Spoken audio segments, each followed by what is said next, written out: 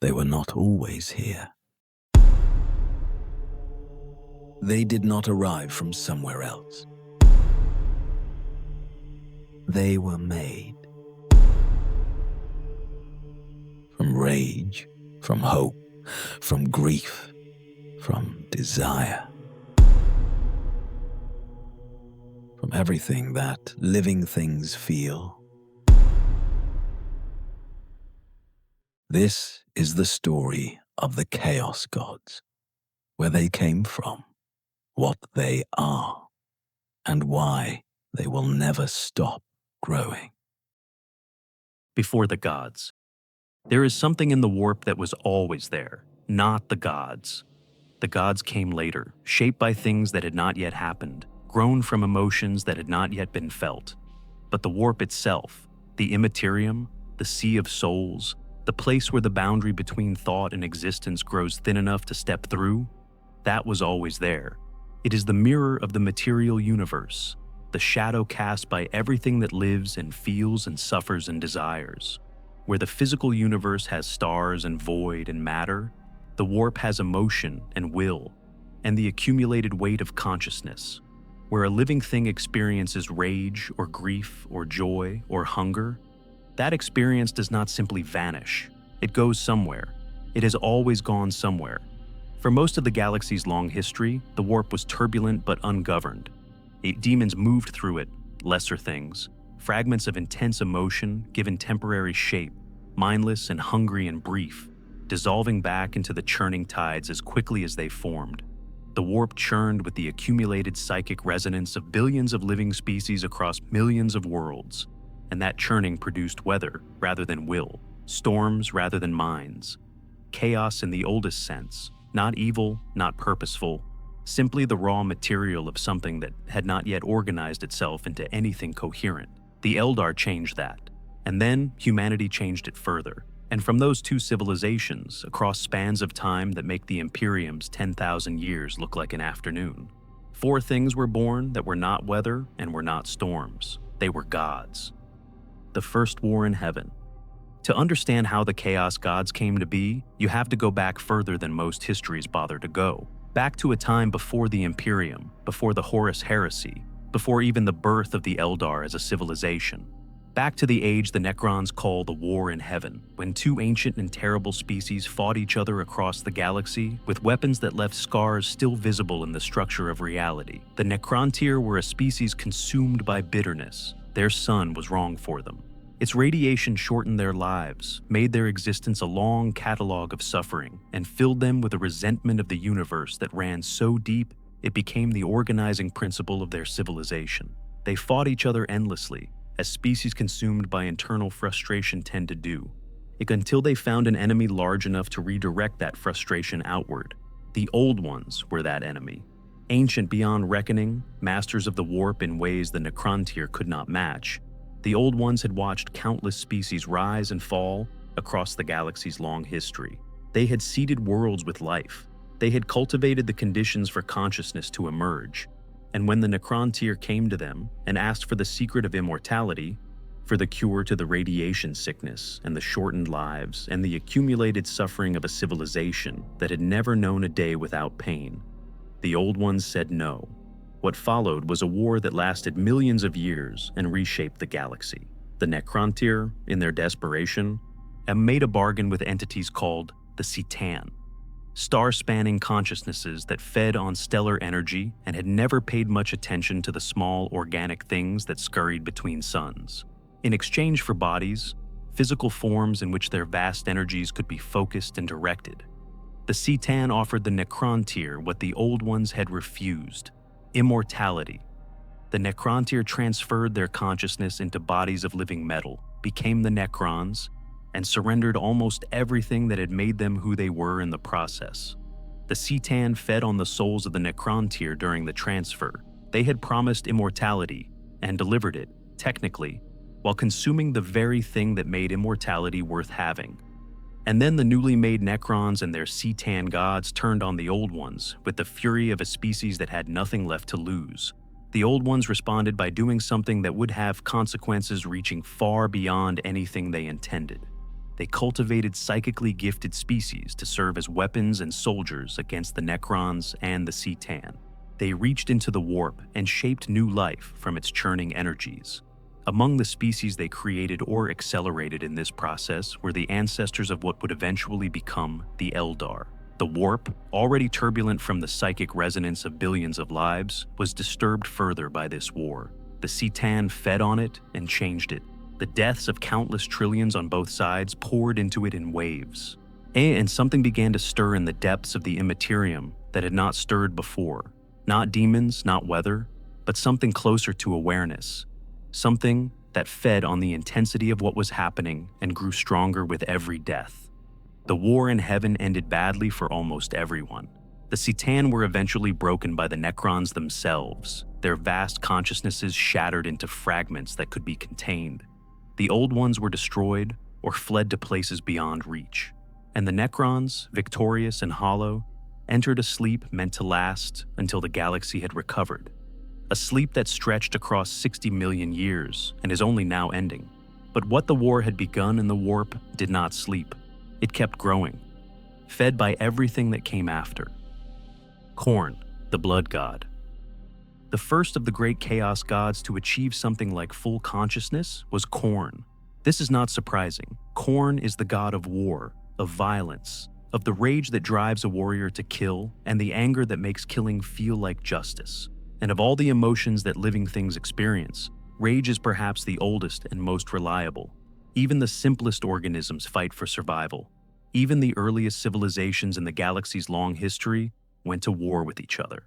The psychic resonance of violence and anger and bloodshed had been pouring into the warp since long before the war in heaven, accumulating over spans of time that resist easy comprehension. By the time the war in heaven reached its peak, the warp was saturated with it. Every battle, every death and anger, and every moment of hatred sustained long enough to become a defining characteristic rather than a passing emotion. All of it fed the thing that would become Khorne. The god of blood and skulls did not choose to be what he is. He was made from what living things are, assembled from the darkest and most consistent truth of how conscious beings behave when they are afraid or threatened, or simply when the structures that contain them break down. Khorne is brutal and simple in ways that his brother and sister gods are not. He does not want worship in the conventional sense. He does not want prayers or rituals or elaborate theologies constructed in his honor. He wants blood spilled and skulls taken. And he is largely indifferent to whose blood and whose skulls they are. His followers can advance their standing in his regard by killing his other followers just as easily as by killing his enemies. The blood god does not care from whence the blood flows, only that it flows. This quality, the absolute indiscriminate hunger for violence, reflects what Khorne actually is.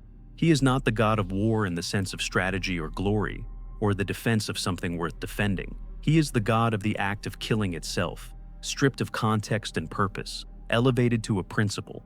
The rage of a soldier defending his home and the rage of a murderer killing for pleasure feed Khorne equally. Because what matters is not the why, but the doing.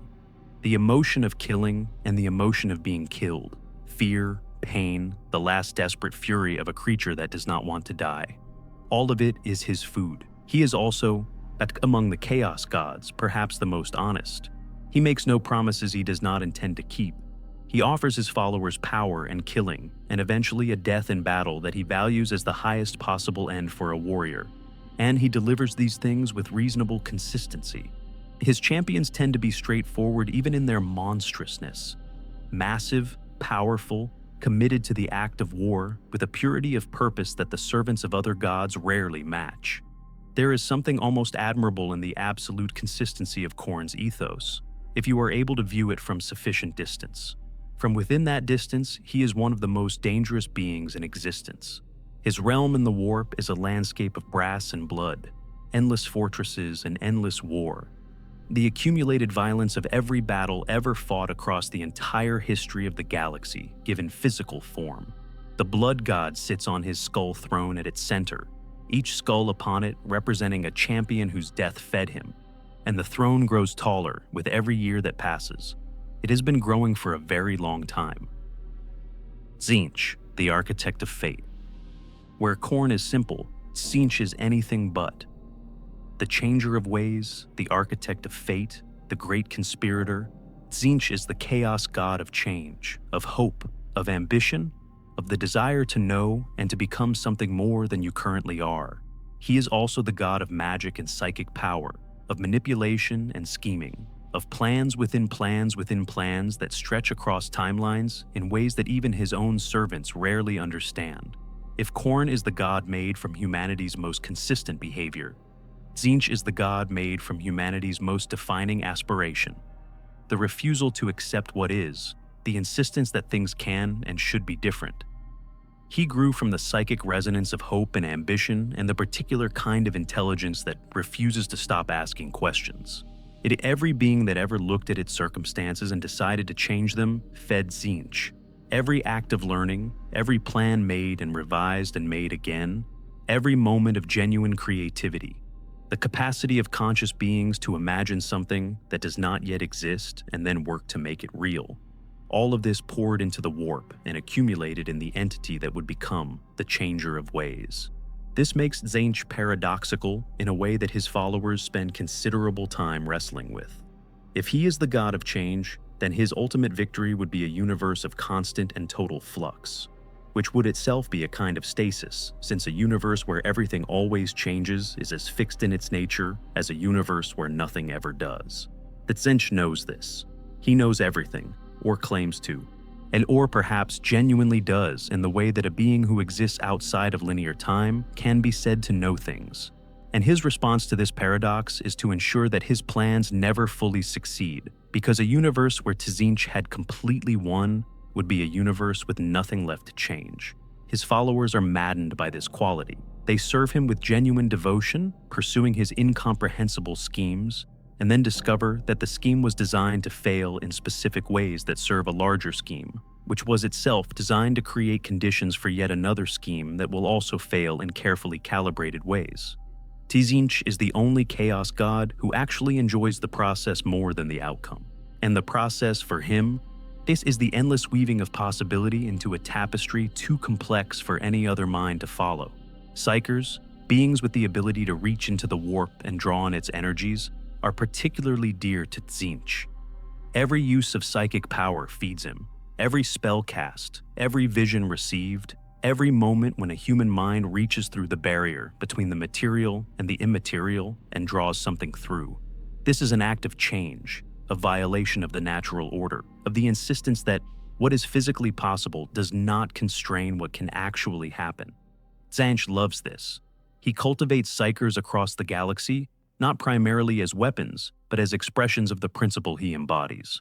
His realm in the warp is a place of constant transformation, where the landscape itself refuses to hold any form for more than moments, where the towers of his crystal labyrinth spiral upward into dimensions that do not ordinarily exist, where his servants, the horrors of Tzeentch, caper and scheme and change and split and recombine in ways that suggest the god's own nature made visible.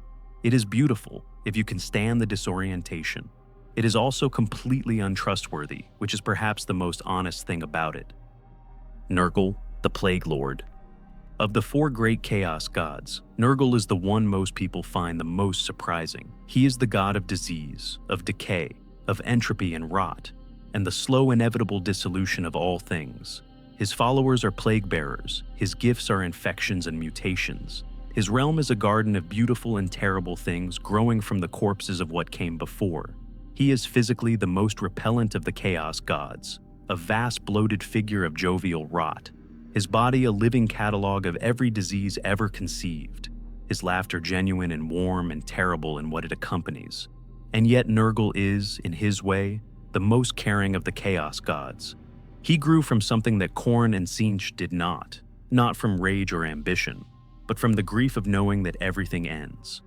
Every mortal being that has ever lived has had to confront the reality of death, the knowledge that the self is temporary and the people it loves are temporary, and the things it builds are temporary, and the universe does not exempt anything from the process of dissolution. This confrontation produces despair in some, and denial in others, and acceptance in very few. All of these responses fed the warp. All of them contributed to what would become Nurgle. But what Nurgle specifically embodies is not death itself, but the relationship between life and death. The insistence that even within decay, something continues. A corpse feeds the soil, that feeds the plant, that feeds the animal, that eventually feeds the soil again. Decay is not simply ending, but transformation. The material of one form of life becoming available for another. Nurgle finds this endlessly wonderful. He is genuinely enthusiastic about it in ways that his followers sometimes struggle to share. His gifts are diseases because disease is the most intimate form of change that one living thing can impose on another. The viral or bacterial invasion that rewrites the host, that makes the boundary between self and other permeable in the most visceral possible way. His followers who survive his gifts are transformed, certainly in ways that most people would not choose. But they are also, in Nurgle's view, cared for. He knows each disease he carries by name. He is proud of his creations with the pride of a craftsman. He wants to share them because he genuinely believes, with the serene certainty of a god who has spent eternity thinking about the matter, that what he has made is worth experiencing. The other quality that defines Nurgle is persistence. Where Khorne burns and Tzeentch transforms and Slaanesh consumes, Nurgle endures. His followers do not retreat. They do not despair. They accept everything that comes. The pain, the mutation, the slow dissolution of the form they were born with. And they keep going because Nurgle has given them the gift of not caring about the cost. Death holds no terror for those who serve the Lord of Decay, because Nurgle has shown them that death is just another form of continuation. Mortarion, Primarch of the Death Guard, would understand this eventually. The irony of Mortarion's fall to Nurgle is visible in the history of his life. A being who had spent his entire existence trying to make himself immune to poison, and who had built his entire identity around the refusal to be affected by the things that killed lesser beings, who had constructed a philosophy of endurance and grimness and the rejection of weakness. When the Death Guard were trapped in the warp during the Horus Heresy, when Nurgle's plague found even the engineered immune systems of the Astartes and broke through them, when Mortarion finally had to accept that there was something he could not endure without help, Nurgle was there, with open arms and genuine warmth and a smile that should not have been as welcoming as it was. Nurgle's garden in the warp is a vast and terrible paradise. Things grow there that have never grown anywhere else, fed by soil made of everything that has ever died, tended by the Plague Lord himself with the attention of a gardener who has nothing but time. It is beautiful in the way that all things are beautiful when you have accepted that beauty and decay are not opposites but aspects of the same process. Slaanesh, she who thirsts. The youngest of the Chaos Gods is also the one whose birth was the most catastrophic single event in the history of the galaxy since the War in Heaven. Slaanesh, she who thirsts, the Prince of Pleasure, the Dark Prince, is the god of sensation, of desire, of the pursuit of experience pushed beyond every limit that reason or compassion or survival instinct would ordinarily impose.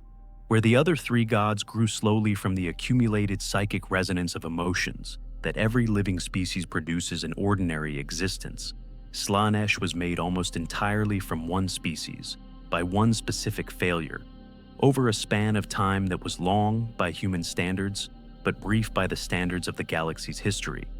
The Eldar did this, and they did it by being too good at too many things for too long, without the wisdom to understand what they were building. The Eldar were the most psychically gifted species the galaxy had ever produced. Their connection to the warp was so natural and so total that the boundary between their inner lives and the immaterium was effectively porous. Their emotions and experiences did not simply resonate in the warp at a distance, but flooded into it directly, with a potency that no other species could match.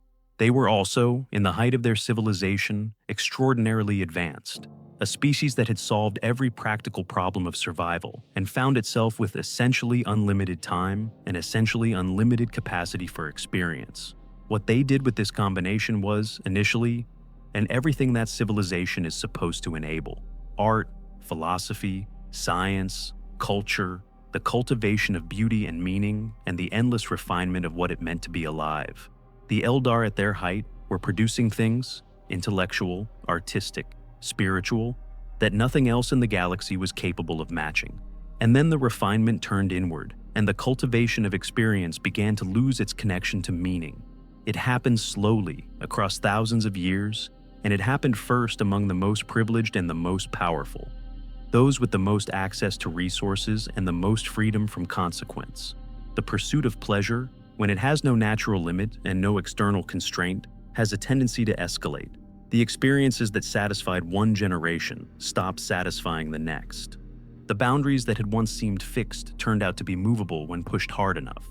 And the Eldar, with their immense psychic connection to the warp, were pushing emotions of extraordinary intensity into the immaterium with every excess, feeding something that grew larger and hungrier and more defined with every generation that passed. The fall of the Eldar, as it is called in the histories that survived it, was not a military defeat or an external invasion or a natural catastrophe. It was a civilization consuming itself, reaching a point where the thing it had spent thousands of years feeding in the warp had grown large enough to reach back.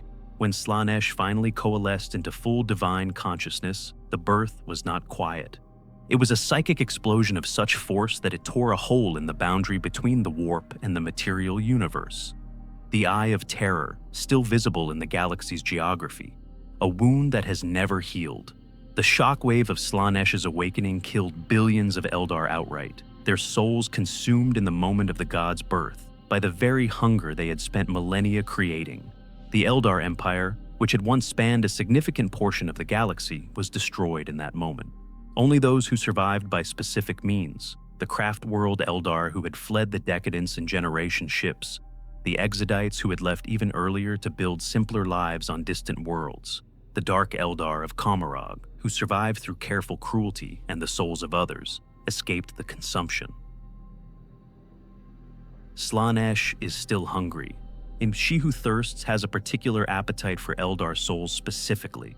The species that made her is also the species that feeds her most richly, and every Eldar who dies without specific spiritual protection risks having their soul consumed by the god their ancestors created.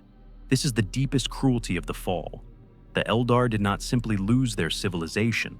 They created an eternal predator specifically shaped to hunt them.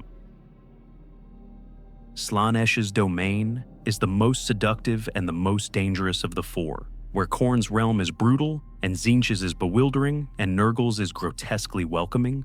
Slaanesh's is beautiful in the most direct and immediately appealing way, designed to attract, to promise, to fulfill desire in ways that make every previous experience of fulfillment seem thin and insufficient, and then to escalate again and again and again until the self is so consumed by sensation that nothing else remains. Her followers pursue perfection of experience with the commitment of true believers, and the tragedy is that they sometimes find it for a moment before the moment passes and the hunger returns worse than before. The four together, the great game. Four gods, four aspects of what conscious life produces when it reaches into the warp. Four distinct powers, each with its own realm and its own followers and its own vision of what ultimate victory would look like. They are not allies. The great game, the eternal conflict between the Chaos Gods, is as much a defining feature of the warp as the gods themselves. Khorne despises Tzeentch and everything the Changer of Ways represents, because scheming and magic and the patient construction of elaborate plans are the opposite of the direct and honest violence the Blood God values. Nurgle and Tzeentch are rivals in a different way. One represents acceptance and endurance, the other represents change and transformation, and their fundamental visions of the universe are irreconcilable. Slaanesh and Khorne share an interest in excess, but nothing else. The blood. God's excess is violence, the Dark Prince's is sensation, and their followers fight each other with the genuine hatred of beings who recognize in each other a competition for the same pool of mortal attention. And yet, they are not separate. This is the deeper complexity of the Chaos Gods that their mortal followers sometimes struggle to appreciate. The four are aspects of a single thing, the warp itself, organized into competing consciousnesses, each one drawing on different emotions, but all of them drawing on the same fundamental source. When Tzeentch's schemes result in violence, Khorne is fed. When Nurgle's diseases create suffering and despair, Slaanesh finds material for sensation in the extremity of the experience. When Khorne's wars end and the survivors grieve, Nurgle grows stronger from the weight of mortality made visceral. They are in competition with each other, and they are also, despite everything, complementary. The Great Game is not moving toward a conclusion. It is the natural state of the warp-given consciousness, perpetual conflict, perpetual change, perpetual consumption of mortal energy that feeds all four simultaneously even as they fight over which will benefit most from any given act. For humanity, this has specific and terrible implications. Every human emotion that is strong enough to resonate in the warp feeds at least one and often several of the gods. Rage feeds Khorne, hope and ambition, and the refusal to accept limits feed Tzeentch. Grief and the fear of death, and the despair of accepting that everything ends, feed Nurgle. Desire and sensation and the pursuit of experience feed Slaanesh. A human life fully lived with its full range of feeling, with love and loss and anger and joy and grief and hope, is a meal for all four simultaneously. This is why the Imperium's relationship with the warp is so fraught. It is not simply that the warp is dangerous, though it is. It is that the very fact of human consciousness at the scale of 1,000,000 worlds and 100 billion people means that humanity is continuously feeding things that wish humanity nothing but harm. The Emperor understood this. His secret webway project, the great work that the Horus Heresy destroyed, was in part an attempt to give humanity a way to travel through the universe without traveling through the warp, to reduce the exposure, to limit the feeding, to create some distance between the species and the gods that grew fat on its inner life. The project failed, the heresy ensured it, and humanity has been living with the consequences ever since. Chaos in the 41st Millennium. 10,000 years after the Horus Heresy, the Chaos gods are stronger than they have ever been. The Great Crusade, the Heresy, the endless wars of the Age of the Imperium, all of it has fed them. The Eye of Terror, the wound torn in reality by Slaanesh's birth, has only grown more stable over the millennia, a permanent region of overlap between the material universe and the warp where the gods' influence is most direct. The Black Crusades that pour from it periodically, the great assaults launched by Abaddon the Despoiler and the forces of chaos against the Imperium, are not simply military operations, but acts of worship on a galactic scale, feeding all four gods with the violence and despair and change and sensation of war at civilizational scope. The Cicatrix Maledictum, the Great Rift. At the galaxy-spanning tear in reality that opened in the 41st Millennium, is perhaps the most significant development since Slaanesh's birth. A wound running almost from one edge of the galaxy to the other, created by the accumulated weight of so much psyker use and so much war and so much psychic energy pouring into the warp. Over 10 millennia, it has divided the Imperium in ways that may be permanent.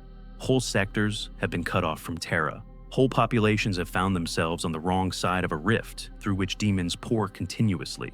The Noctis Eterna, the period when the Astronomicon itself flickered and the entire galaxy fell briefly into a darkness that made navigation impossible, was a foretaste of what a true victory for Chaos might look like. Chaos does not want to win quickly. This is the thing that the Imperium's commanders sometimes fail to fully appreciate when planning their responses to specific incursions. Chaos has already won in the sense that matters most to it. The warp is saturated with its god's power. The demons are strong. The mortal followers are numerous. And the fundamental conditions that created the four gods in the first place are not getting better. Humanity is still producing rage and ambition and grief and desire at the same rate it always has, feeding all four gods continuously. The question is not whether the gods will keep growing stronger, but whether anything can prevent the final collapse of the boundary between the warp and the material universe that their full ascendancy would require. The Emperor sits on the golden throne, maintaining the Astronomicon, keeping the worst of the warp's incursions from becoming permanent. He is not dead and not alive in any conventional sense, a being of immense psychic power held in a state of perpetual sacrifice, sustained by the souls of psychers who die daily to keep him present. Whether he is still conscious behind the corpse face of the throne, whether anything of the man who walked among his sons and planned a better future for humanity remains, This is one of the questions that the Imperium's theologians and philosophers have debated for 10,000 years without resolution. What is certain is that without him, the warp would break through entirely. The Chaos Gods know this. Their millennia of effort to end the Emperor's presence on the throne, through the heresy, through the Black Crusades, or through the cultivation of division and decay and despair within the Imperium itself, reflect their understanding that the single most significant obstacle to their full dominance is the half-dead figure on the Golden Throne. What they are. There is a theological question that the Imperium scholars have argued about since the earliest days of the faith. Whether the Chaos Gods are evil, it seems like it should have an obvious answer. They cause suffering on a scale that defies ordinary language. Their followers commit atrocities in their names. Their very existence is a threat to every living thing in the material universe. The case for calling them evil is straightforward and overwhelming. But the Chaos Gods did not choose to be what they are. They were made from what living things actually are, from rage and ambition and grief and desire, from the full dark spectrum of conscious experience across billions of years and trillions of lives. Khorne did not invent war. He was made from war's psychic resonance. Nurgle did not create death. He was assembled from the accumulated weight of mortality across the entire history of life in the galaxy. Tzeentch did not teach ambition. He emerged from ambition's eternal expression in every being that ever wanted something more than it had. Slaanesh did not create desire. She was born from desire pushed to its ultimate expression by a civilization with the capacity to get there. They are mirrors, terrible, conscious, hungry mirrors that reflect back the worst of what living things produce when those things are not careful about what they produce. They cannot be destroyed because they cannot be separated from what made them, and what made them is the fundamental nature of consciousness itself. As long as living things feel rage and hope and grief and desire, the Chaos Gods will exist and grow strong from those feelings. The Imperium's answer to this, the answer encoded in the structure of its society and the teaching of its clergy and the design of its institutions, is suppression. Reduce the emotional range. Channel the natural feelings of billions of people into controlled and useful expressions. Worship the Emperor rather than yielding to rage or despair. Maintain discipline. Follow the creed. Find meaning in service rather than sensation. It works imperfectly, which is to say it works about as well as any attempt to suppress the fundamental nature of consciousness can be expected to work. The Eldar have a different answer. The Soul Stone, a psychic repository that captures the Elder soul at death and protects it from Slaanesh's hunger, always directing it eventually into the infinity circuits of the craft worlds where it can persist without being consumed. It is a solution to the symptom rather than the cause, and it requires constant maintenance and perfect discipline, and it still fails individual Eldar with enough regularity to be a source of ongoing grief for their communities. Neither answer is sufficient. Neither answer was ever going to be sufficient. The Chaos Gods are not a problem to be solved, but a condition to be managed. The permanent consequence of consciousness existing in a universe where its emissions have somewhere to go and something waiting to receive them. They are part of the galaxy's nature now, as permanent as the stars. And so, the gods persist. Older than the Imperium, older than humanity's first steps among the stars, older than almost anything that still moves and acts in the galaxy. The four great powers of chaos continue their endless game against each other and their endless hunger toward the material universe and everything in it. Khorne's skull throne grows taller. Tzeentch's schemes spiral outward into futures that may never arrive. Nurgle tends his garden with the patience of a being for whom time is meaningless. Slaanesh dreams and hungers and waits. On a million worlds, human beings live their lives without knowing exactly what they feed with every strong emotion, without understanding the particular cosmology that makes their inner lives a resource for entities of incomprehensible scale. They fall in love and grieve losses and rage at injustice and hope for better futures and pursue pleasure and endure pain, and all of it resonates in the warp, and the warp is never quiet. This is not the story of beings who were always evil and always wanted to destroy. It is the story of what consciousness produces when it exists in a universe where its inner life has physical consequences, where thought and feeling are not contained within the skull, but leak out into a dimension where things can feed on them. It is the story of a galaxy that has been shaping its own worst enemies for longer than most of its current inhabitants can comprehend.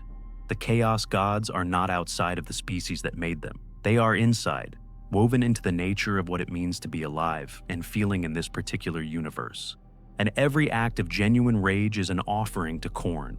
Every desperate hope is a gift to Tzeentch. Every acceptance of loss and the persistence through grief is a tribute to Nurgle. Every moment of pure sensation, fully experienced, feeds Slaanesh.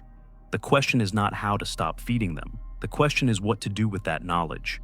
The Imperium has spent 10,000 years constructing one answer. The Eldar have spent much longer constructing another. Neither has fully worked. Perhaps no answer fully works when the question is this large and the beings asking it are this small. But the asking continues. And in the asking, perhaps, something endures that none of the four gods fully account for. The part of consciousness that looks at its own darkness and chooses anyway to reach for something better. The gods are made from what we are. What we become, perhaps, is still being decided.